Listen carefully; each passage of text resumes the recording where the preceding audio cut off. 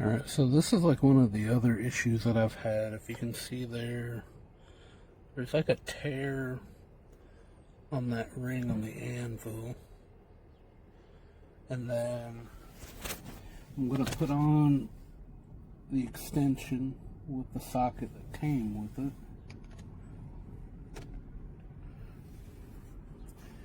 It's fit snug, but it wobbles a lot. But here is one of the main things. I can take my hand here and stop.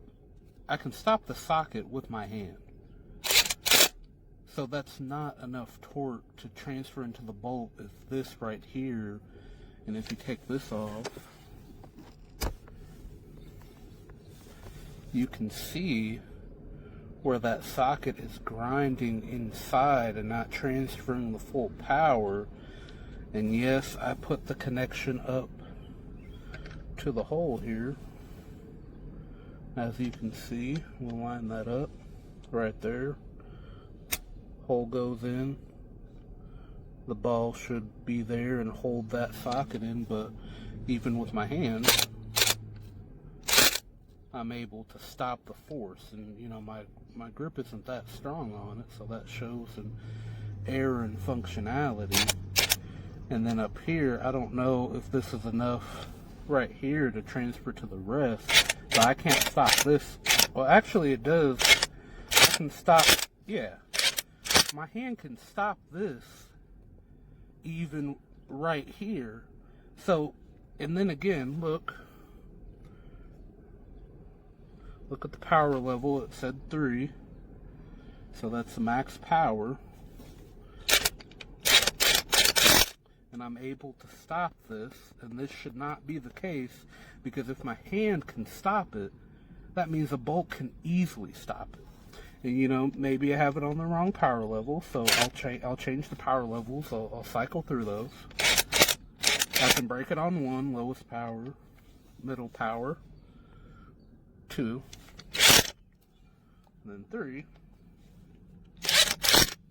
Still do it. And then the issue with the battery falling out, I'm going to test that now. I'm going to need to put on a different socket for that. 17. Now, that was one of the other issues that I brought up, the battery falling out. And I took out those silicone plugs. And then here is...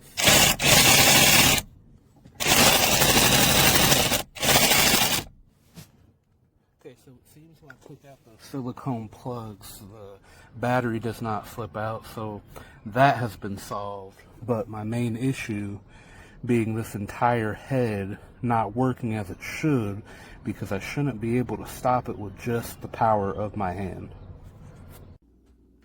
Alright, here's the adapter kit. Very nice, hardened steel, heavy duty. Wow, very nice.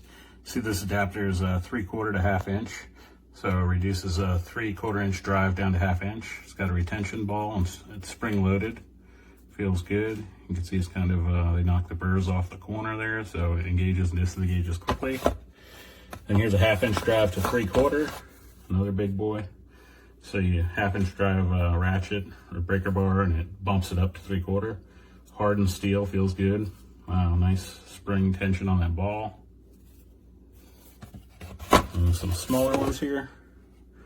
You got a 3/8 drive to a 1/4 inch drive. Same thing, feels good. 1/2 inch drive, reduced down to 3/8 drive.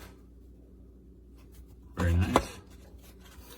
Here's a step up. So we got a 3/8 drive right here, and it steps it up to 1/2 inch.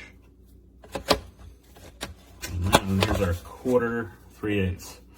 So a 1/4 inch drive on this end, and then 3/8 drive on this end. Very nice.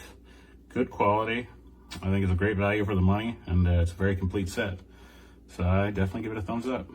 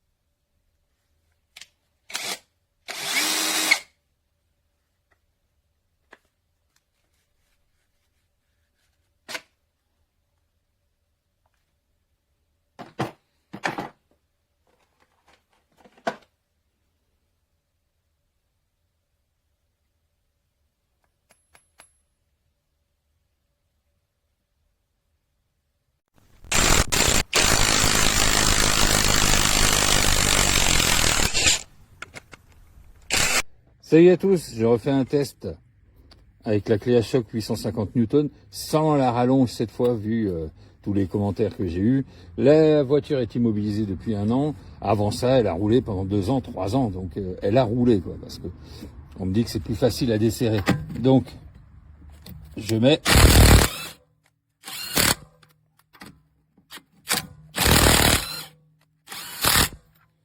Ok. Bon, après, bien sûr, on serre à la clé dynamo. Mais juste pour montrer effectivement quand même son efficacité. Allez, ciao.